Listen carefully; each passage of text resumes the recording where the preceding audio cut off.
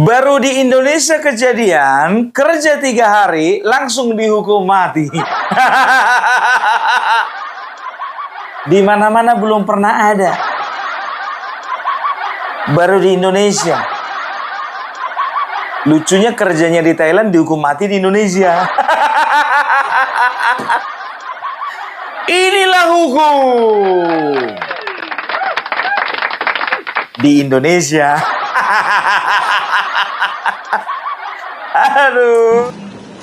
1. Menyatakan terdakwa Fandi Ramadan telah terbukti secara sah dan meyakinkan bersalah melakukan tindak pidana permufakatan jahat tanpa hak atau melawan hukum, menjadi perantara dalam jual beli narkotika golongan 1 bukan tanaman yang beratnya lebih dari 5 gram sebagaimana dalam dakwaan primer penuntut umum. 2. Dijatuhkan pidana terhadap terdakwa Fandi Ramadan oleh karena itu selama 5 tahun.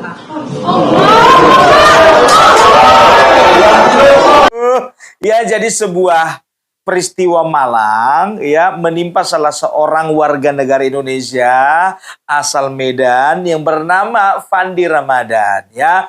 Jadi baru 3 hari anak ini menjadi ABK di sebuah kapal yang bernama Sea Dragon. Ternyata dia tidak tahu bahwasanya kapalnya mengangkut sabu-sabu, mengangkut narkoboy sebanyak 2 ton. Mak, baru kerja udah langsung terlibat transaksi 2 ton.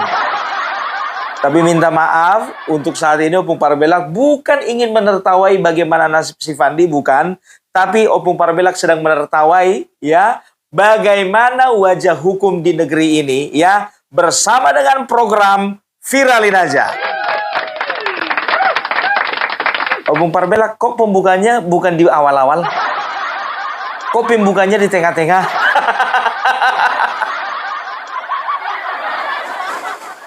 Lupa tadi. Aduh, langsung aja kita saksikan ya.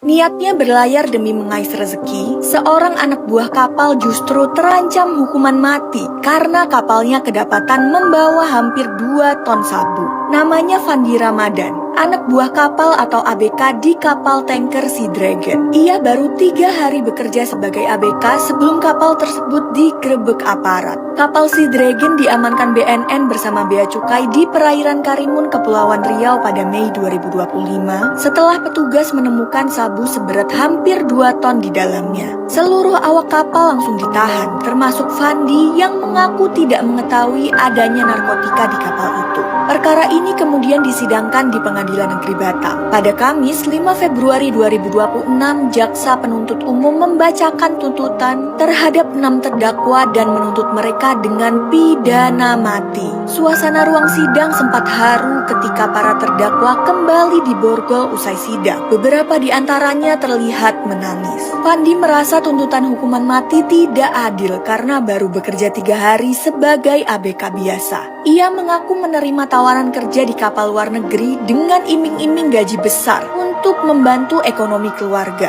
Menurut keterangan keluarga, pada awal Mei 2025 Fandi berangkat ke Thailand bersama beberapa orang lainnya untuk memulai bekerja. Sang ayah mengatakan tidak percaya anaknya terlibat jaringan narkotika. Ibunya pun meyakini Fandi tidak mengetahui muatan kapal dan menganggap anaknya hanya korban. Keluarga kemudian meminta bantuan pengacara Hotman Paris Hutapea. Melalui akun Instagram pribadinya, Hotman menyatakan siap memberikan pendampingan meski persidangan sudah memasuki tahap akhir dan tinggal menunggu pembacaan nota pembelaan. Ia mempertanyakan siapa pemilik kapal, siapa kaptennya, serta bagaimana peran masing-masing awak kapal dalam perkara tersebut. Hotman juga menyinggung kemungkinan adanya kekeliruan dalam proses peradilan atau miscarriage of justice. Pertemuan dengan Ibu Fandi dijadwalkan pada 20 Februari 2026 di Jakarta untuk membahas langkah hukum selanjutnya. Sidang lanjutan sendiri akan digelar pada 23 Februari 2026 dengan agenda pembacaan nota pembelaan dari para terdakwa. Puji Tuhan, alhamdulillah masih ada orang-orang seperti Bang Hotman di negara kita ini. Ya, jadi bisa dikatakan ya masih ada dan juga masih banyak lah lawyer-lawyer yang masih punya hati nurani. Itu dia. Dan juga jujur aja aku bilang, ya untuk teman-temanku minta maaf baru sekarang aku bisa merespon permintaan daripada kalian, ya. Karena hal-hal seperti ini tidak bisa kutampilkan di channel politik, ya. Jadi bagi teman-teman, ada kemarin itu men-challenge, Opung Parbelak jangan cuma bahas Roy Suryo. Berani nggak Opung Parbelak bahas si Fandi Ramadan? Geng, bukan masalah berani nggak berani, ya kan? Masalahnya waktunya ini yang terlalu mepet. Aku kerja juga. Kerja. Ada itu yang menjapri aku sampai dibilang, Opung Parbelak yang terhormat. Berani nggak Opung Parbelak membahas Fandi Ramadan? Aku bukan lagi ngelidikin ya. Aku justru berterima kasih kepada kalian. Ketika ada masalah-masalah seperti ini, kita akan bantu untuk viralkan. Tapi cukup bukti ya. Dan juga bukan di channel politik, channel yang ini. Channel politik khusus untuk politik. Kalau yang viral-viral yang lainnya, yang non-politik, kita masuk ke sini. Oke? Itu dia. Ternyata mendapatkan respon dari Hotman Paris Hutapea ya. Jadi mudah-mudahan di tangan Bang Hotman ya everything is gonna be alright. See. Itu dia ya. Jadi kita perlu tahu juga bagaimana kronologinya. Mari kita lihat, mari kita perhatikan apa yang menjadi kisah di balik ini semua. Nah, Kapten Hasyolan itu nginfoin ke Fandi kalau mereka akan membawa kapal tanker pembawa minyak. Berangkatlah mereka ke kapal tanker tersebut pakai speedboat. Ternyata ketika sampai, kapal yang disebut Sea Dragon ini belum ada minyaknya nih. Nah, lewat WA si kapten itu dapat arahan dari Mr. Tan untuk mengambil muatan dari titik koordinat yang nunjukin titiknya ada di Phuket. Mr. Tan juga bilang ke Hasyolan ini, si kapten ini, kalau muatannya yang bakal dibawa bukan minyak nih. Sesampainya di sana, kapal ikan berbendera Thailand mendekat. 4 orang di atasnya, nggak ada percakapan panjang, hanya komunikasi singkat pakai kode lampu. Salah satu dari mereka naik, menyerahkan selembar uang Myanmar yang sudah dilaminating kepada Werapat alias Mr. Paul. Dan menurut dakwaan di SIPP ya, ini jadi semacam tanda pengenal, tanda bahwa mereka ini pihak yang ditunggu gitu. Jadi kodenya gitu tuh, uang Myanmar yang dilaminating. Setelah kode diterima, proses pemindahan barangnya langsung dilakukan nih. Sebanyak 67 kardus berbungkus plastik putih dipindahkan dari kapal ikan ke Sea Dragon tadi. Pemindahannya dilakukan di tengah laut. Nggak ada dokumen, nggak ada pemeriksaan, nggak ada pembukaan isi kardus. Seluruh awak yang berada di dek, termasuk Fandi, ikut menerima dan memindahkan kardus tersebut. Nah, di sini letak yang membuat kita merasa janggal atau bingung ya. Di dokumen dakwaan disebutkan bahwa Fandi ikut menerima dan memindahkan kardus tersebut tanpa ada perlawanan. Nah, tapi di dokumen dakwaan itu nggak pernah disebutkan bahwa Fandi sempat bertanya ke Kapten Hasyolan dan meminta dia buat mastiin muatan tersebut bukan barang berbahaya atau enggak. Karena Fandi ngerasa ini janggal banget. Di awal dia diinformasiin bakal bawa minyak, tapi kok malah bawa banyak kardus gitu kan. Jadi gue bukan pakar hukum, tapi ya seharusnya hal-hal seperti ini itu kan jadi pertimbangan ya dalam penuntutan. Artinya Fandi dari apa yang kita bicarakan sekarang ini sama sekali nggak tahu menau tentang kardus-kardus tersebut. Dia kan nggak tahu apa-apa tentang kardus-kardus tersebut. Iya. Nah, setelah seluruh muatan selesai dipindahkan teman-teman, kapal ikannya pergi. Kemudian Nakoda memerintahkan agar bendera Thailand yang terpasang di kapal tersebut dilepas, benderanya dibuang ke laut. Nah, si Dragon pun belayar tanpa bendera dan membawa 67 kardus yang kemudian setelah diperiksa oleh perairan Karimun oleh BNN, ketahuanlah itu berisi narkoba. Jadi ditangkapnya oleh BNN dan Bea Cukai. Akhirnya Fandi dan 4 orang, termasuk kaptennya, ditangkap. Sementara Mr. Tan hingga sekarang masih DPO gitu. Nah, jadi ini kronologi singkatnya ya. Kalau misalnya kalian mau tahu kronologi lengkapnya, tanya sama yang bersangkutan. Ya, tapi ini adalah sebuah, kalau memang ini adalah sebuah kekeliruan ya, aku rasa ini adalah kekeliruan yang sangat berat ya untuk dipertanggungjawabkan. Karena apa? Karena ya mengorbankan salah seorang yang bisa dikatakan tidak bersalah. Yang ditangkap waktu itu ada 6 orang. 4 itu warga negara Indonesia dan 2 warga negara Thailand ya. Jadi kalau aku sih bukan aku sangat membela anak ini, enggak ya, tapi yang mendukung opini yang mendukung bahwasanya anak ini, bukan opini ya, tapi fakta yang mendukung bahwasanya anak ini agak susah untuk dikaitkan dengan peristiwa penyelundupan ini ya, yang bisa dikatakan ya dia ini terlibat langsung karena dia ini baru 3 hari gitu loh. Jadi apa sih yang bisa dilakukan oleh anak yang baru 3 hari, dan bisa dikatakan ini orang masih terlalu muda, terlalu hijau gitu loh ya.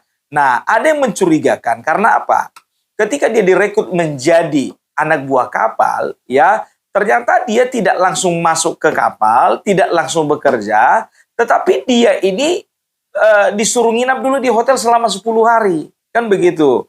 Ini sebetulnya menimbulkan kecurigaan. Dan dia pun juga ketika berada di atas kapal tersebut, dia sempat katanya bertanya kepada kepada kapten kapal si Dragon ini ya, yang orang Indonesia ya, karena marganya aja Samosir. Bukan orang Thailand. Orang Thailand nggak ada marga Samosir, nggak ada. Marga Sitorus juga nggak ada. Menanyakan hal tersebut kepada kaptennya ya, tapi kaptennya tidak mau menjawab ya. Kaptennya ini tidak mau menjelaskan apa isi di dalam kardus-kardus tersebut, karena narkoboy yang 2 ton itu dibagi menjadi 67 kardus. 67 kardus, masing-masing kardus itu 30 kilo. Itulah yang dipindahkan oleh ABK dari kapal ya, yang tadi kapal ikan tadi itu dipindahkan ke dalam kapal tanker itu gitu ya. Jadi yang membuat curiganya itu katanya mereka akan bawa minyak, ternyata bukan minyak yang dibawa tapi kardus-kardus. Itu yang membuat curiga si siapa ini, si Fandi ini ya. Kalau mau tahu siapa kaptennya ini nih.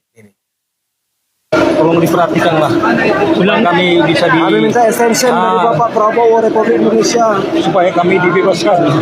Kita dijebak, ditipu oleh pelaut dari Thailand sampai sekarang itulah. Tapi pelaut Thailand itu seharusnya dia pelakunya semuanya. Jadi tolong kepada Bapak Presiden mentuntaskan masalah ini dan membebaskan kita sebagai warga negara Indonesia, pelaut Indonesia.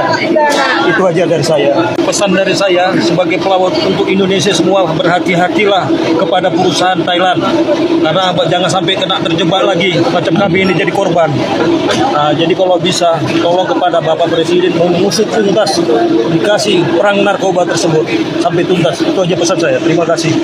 Kat, ada keinginan nggak biar si Jekitan itu segera ditangkap? Iya, usaha kalau bisa dia untuk tangkap, kalau bisa ditangkap dan hukum seberat-beratnya. Apa pesan yang pengen disampaikan ke Pak Prabowo soal itu? Iya, perlu diusut tuntas habis.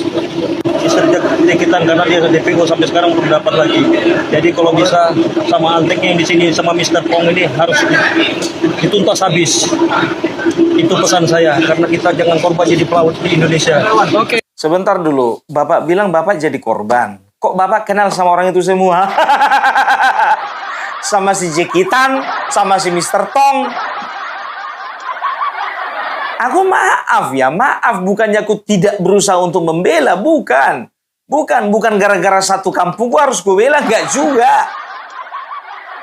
Gara-gara kami dari satu provinsi enggak juga, tapi ini sangat mencurigakan, kan begitu. Kenapa dia bisa kenal dengan si ini, kan begitu, ya. Dan juga ini, ya, sebagai seorang kapten kapal, masa dia nggak tahu apa yang dibawanya? Kan begitu. Kalau bicara tentang Fandi, oke, mungkin bisa saja dibohongi. Dibohongi oleh perusahaan, dibohongi oleh pemilik kapal, dibohongi juga sama kapten kapal. Jadi sebetulnya yang paling bertanggung jawab di sini adalah yang pertama pemilik kapal, yang kedua perusahaan, ya, pemilik kapal tersebut, ya, yang ketiga adalah kapten kapal. Ini yang perlu bertanggung jawab juga. Jadi tolong jangan cuman kapten kapalnya juga doang gitu loh. Selidiki itu pemilik kapal dan juga perusahaan pemilik kapalnya. Kalau mampu. Bukan kalau mampu, Bung, kalau mau. Malah itu kepala BNN sendiri mengatakan, ya, yang ada di Kepulauan Batam mengatakan, ya biarin aja kalau misalnya, biarin aja katanya. Wartawan nanya, Pak itu ada Fandi. Fandi itu masih apa mungkin dia begitu. Biarin aja. Dia harusnya kan seorang pelaut. Seorang pelaut itu harus bertanya-tanya, kenapa transaksi barang ada di tengah-tengah, pemindahan barang ada di tengah-tengah laut. Harusnya kan dia curiga. Dia itu seorang ABK, Bapak. ABK anak buah kapal. Sama kayak seorang anak buah, kalau kapolseknya berbuat sesuatu, itu anak buahnya bisa apa? Bisa apa, Bapak? Begitu juga ABK kepada kapten, bisa apa? Nah, ini sudah sampai di Komisi 3. Jadi Komisi 3 akan panggil Kejaksaan Negeri, ya. Kejaksaan Negeri Pulau Batam. Ya, karena begini, ya jujur saja aku bilang, aku sendiri sebagai orang awam gitu, agak mencurigai karena gini, aku pernah dan juga sering nonton film India, kalau transaksi-transaksi besar seperti ini melibatkan, maaf, ini kecurigaanku, ya, ini melibatkan aparat penegak hukum. Gitu loh, ini melibatkan aparat penegak hukum, film India. Film India, kalau film Indonesia nggak tahu aku. Entah itu polisinya, entah itu jaksanya, entah itu hakimnya. Kan begitu, ya kan? Oleh karena misalnya kita nggak tahu apakah si bandar ini ya kurang ngasih upeti kepada penegak hukum, nggak tahu juga. Makanya dijebak, nggak tahu juga. Ini aku bicara tentang film India. Jadi di film India itu, ya kan, terjadilah transaksi besar yang melibatkan beberapa orang, kan begitu. Nah, jadi ternyata ketahuanlah sama pihak kepolisian. Karena apa? Pihak kepolisiannya minta jatahnya dilebihkan tapi nggak dikasih. Ngamuklah ini kepolisiannya ini, biar tahu kalian, ditangkaplah ini. Kan begitu, ditangkap ini, ya kan, masuk ke persidangan. Adalah jaksa penuntut umum India. Nah, jaksa penuntut umum ini ya ternyata ya udah nggak bisa lagi bisa dikatakan tidak mau lagi terlibat jauh lebih dalam lagi. Karena apa? Ini harus diputus kan gitu, mata rantai ini harus putus. Lebih bagus ini putus tapi nggak ketahuan siapa-siapa yang ada di belakangnya ini daripada ini dilanjut. Yakin kalian kalau sudah sampai seperti ini, ya kan? Ini nggak akan pernah ada yang nibus barang ini. Karena apa? Udah ditangkap. Tapi kalau misalnya kapalnya masih di tengah laut, terjadi penangkapan, kapal di tengah laut masih belum masuk ke kejaksaan. Ya, ini terjadi tawar menawar. Kalau cocok bebas, kalau nggak cocok lanjut terus. Film India.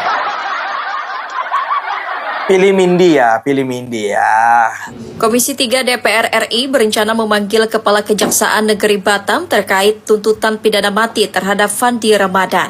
Fandi merupakan anak buah kapal Sea Dragon yang diduga terlibat penyelundupan sabu seberat 2 ton. DPR meminta penanganan perkara ini menerapkan prinsip keadilan sesuai KUHP yang berlaku. Senada, pengacara senior Hotman Paris Hutapea mempertanyakan dasar dakwaan terhadap kliennya. Menurut Hotman, Fandi baru bekerja 3 hari dan disebut tidak mengetahui isi muatan yang dipermasalahkan. Hal tersebut disampaikannya usai bertemu Komisi 3 DPR RI di Kompleks Parlemen Senayan, Jakarta, Kamis 26 Februari. Mengenai saudara Fandi, jelas-jelas dia baru kerja 3 hari. Yang kedua, di BAP maupun di persidangan, diakui oleh para saksi bahwa Fandi itu bolak-balik nanya, itu apa isinya kardus itu, ya, bolak-balik sampai dia tanya ke kapten, tanya juga ke wakilnya Pak Tambunan, ya, dan itu sudah merupakan bukti bahwa dia tidak tahu. Iya.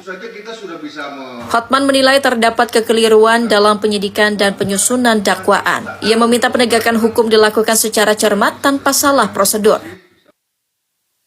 Udah jelas ya? Ya, dia bolak-balik nanya. Semua mengatakan saksi yang di BAP dan juga di pengadilan mengatakan Fandi bolak-balik nanya, tandanya dia nggak tahu apa isi kardus tersebut.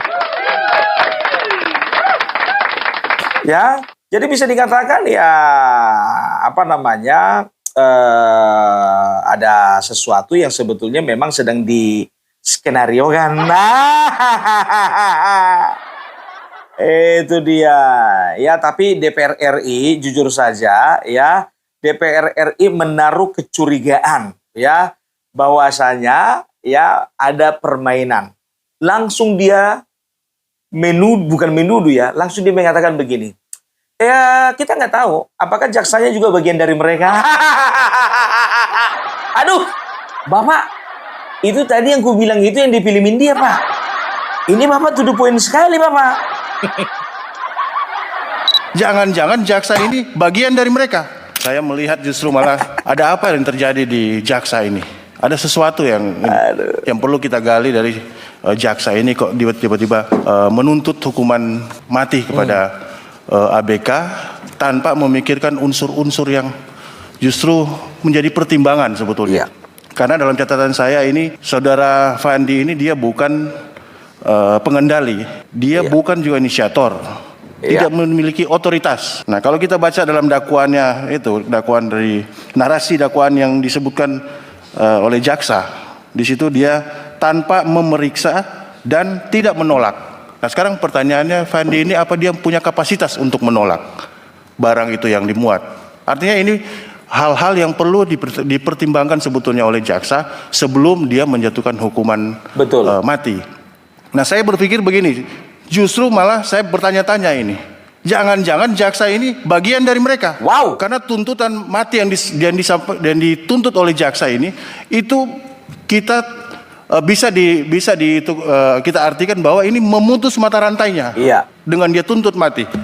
Sementara ada DPO, Mr. Tan dan Jack Tan itu yang masih belum ditangkap. Itu otak utamanya mereka belum ditemukan. Malah ABK dituntut maksimal. Jadi pertanyaan kami di situ, kenapa mesti dituntut maksimal seorang ABK sementara ini otaknya belum ditemukan?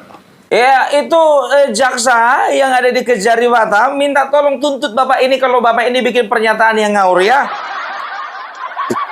Kalau berani ya datang. Bapak ini mengatakan bukan tanpa dasar. Jangan-jangan, ya kan, artinya apa? Mungkin saja. Itu perkiraan, jangan-jangan.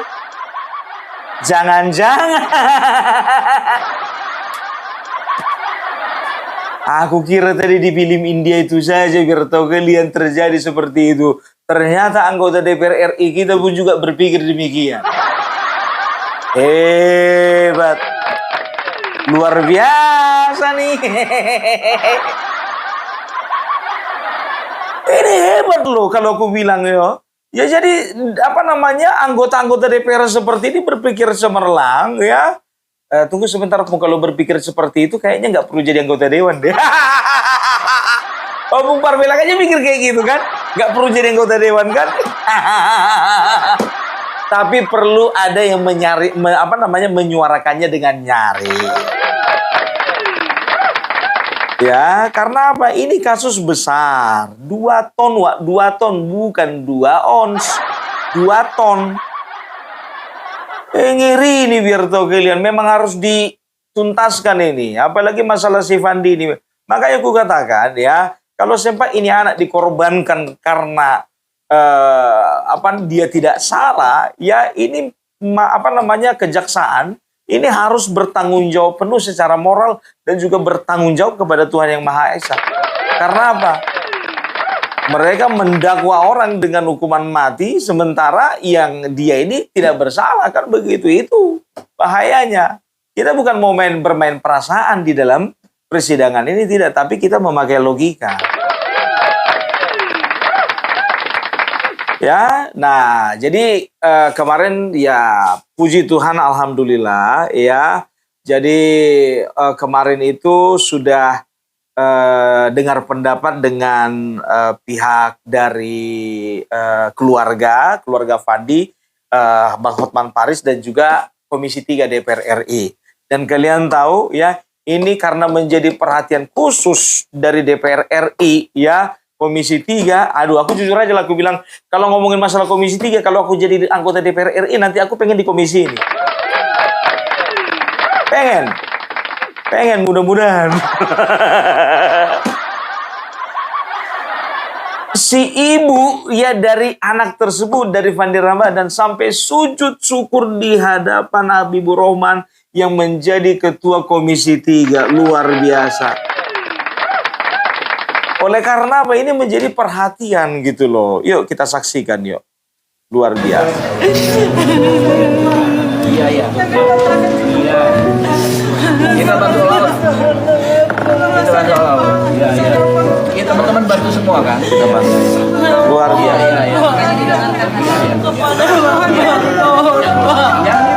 Luar biasa. Iya. Anak saya melamar di kapal. Emang harus seperti itu anggota dewan. Wow. Luar biasa. Bang Habibur Rahman, kira-kira kalau menjadi anggota DPR RI dari Partai Gerindra, kira-kira susah nggak ya? Pengen dong. Luar biasa loh beliau ini. Banyak hal-hal ya yang bisa dikatakan menjadi perhatian publik. Ini beliau turun tangan. Itu. Thailand, kapalnya kapal kargo ditawari, Pak. Tiba-tiba sampai ke Thailand, diinapi di hotel, menunggu di sana. Anak saya bertanya, kok kita nggak naik-naik cab? Dibilang kapten, kita menunggu kapal yang ditawari sama kita, kapal kargo. Entah macam mana, ditanya lagi sama anak saya, kapalnya belum siap kita diperintah bawa kapal yang satu ini, kapal tanker bermuatan minyak. Jadi anak saya ya ngikutlah Pak, ngikut. Terus orang itu naik, saya tak tahu entah naik dari mana, naik kapal orang itu. Kira-kira ada entah 3 hari, saya dengar anak saya tertangkap membawa narkoba. Makanya kami sebagai orang tua, kami terkejut Pak. Kok bisa dia, kapalnya kok bisa jadi kapal tanker? Dijanjikan kapalnya kapal kargo. Di kontrak kerjanya pun kapal kargo. Jadi saya selaku orang tua, saya mohon keadilan sama Bapak, membantu saya untuk menyelesaikan masalah anak saya ini Pak. Saya mohon Pak, karena saya tanya anak saya, dia tidak mengetahui barang itu Pak. Saya tanya, jadi tahunya dari mana? Setelah penangkapan Mak, barulah tahu saya itu bawahnya. Iya, ya jadi Ibu ya doakan saja supaya wakil kita yang di Komisi 3 itu berbuat all out, berarti apa namanya, take action gitu, all out ya, untuk membebaskan anak Ibu. Karena Komisi 3 ini memang betul-betul membanggakan ya. Kemarin kayak gitu ada guru honorer ya dijadikan tersangka ya, gara-gara memangkas rambut anaknya yang pirang. Anak muridnya, ya kan? Nah, ditersangkakan dia sama kepolisian. Ditersangkakan dia sama kepolisian cuman gara-gara orang tua dari anak yang punya apa namanya, yang punya rambut pirang itu, ya itu toke sawit. Makanya dibilang ada salah satu anggota DPR RI Komisi 3 juga mengatakan, ya jangan-jangan itu polisi teman bapaknya itu tuh. Barulah terjadi sebuah rekonsiliasi. Begitu juga Ibu, kami harapkan supaya adik kami, Ananda tercinta Fandi Ramadan mendapatkan keadilan. Kita semua mendoakan ya, supaya aparat penegak hukum ini memang betul-betul bekerja dengan profesional, bukan hanya memikirkan ya apa yang ada di dalam otak mereka gitu loh. Maaf 1000 kali maaf ya. Seharusnya di dalam persidangan seseorang itu mendapatkan keadilan. Itu pengadilan sudah terlalu banyak di bangsa ini, keadilan yang sudah sedikit. Untuk Bang Habibur Rahman, aku percayakan sama Bang. Ya, aku nggak kenal sama Bang ini. Tapi nanti satu saat, satu ketika aku jumpa sama beliau, aku akan begini. Aku bilang, Bang, lebih keren kau daripada Edina Pitubulu. Keren lah, ya kan? Nah, di satu sisi, ya, Fandi Ramadan, anak seorang nelayan, dia divonis hukum mati oleh karena dia hanya mengangkat kardus itu, biar tahu kalian, yang dia juga nggak tahu isinya. Sementara mantan Kapolres Bima, ya, tertangkap tertangkap memiliki sabu sebanyak 1 koper, ya kan? Dia katakan apa? Ini untuk konsumsi sendiri. Konsumsi sendiri. Lapet. Ada apa dengan negeri ini? Mantan Kapolres Bima kedapatan memiliki narkoba 1 koper dan Bareskrim Polri bilang kalau ini tuh cuma konsumsi pribadi. Sedangkan di sisi lain ada seorang ABK namanya Fandi Ramadan yang ditetapkan sebagai tersangka karena kapal tempatnya bekerja bawa sabu 2 ton dan jaksa menuntut hukuman mati untuknya. Sampai Rocky Gerung marah dan ngomong kalau kita ini sekolah tinggi-tinggi tapi disuruh percaya kalau narkoba 1 koper milik ex Kapolres Bima cuma untuk konsumsi pribadi. Sedangkan Fandi Ramadan, anak buah kapal, baru kerja 3 hari dianggap bersekongkol untuk bawa 2 ton sabu. Berdasarkan update terkini, AKBP Didik Putra Kuncoro ini udah dipecat dan ditangkap atas kepemilikan narkoba. Dan parahnya, ini tuh sampai melibatkan istrinya, bahkan ada seorang polwan juga. Termasuk ada aliran dana 2,8 miliar dari bandar yang mengalir kepadanya. Dia akan menjalani hukuman ancaman pidana yang maksimal hingga hukuman mati. Wow. Kenapa nggak langsung aja? 1 koper narkoba katanya pakai sendiri dia.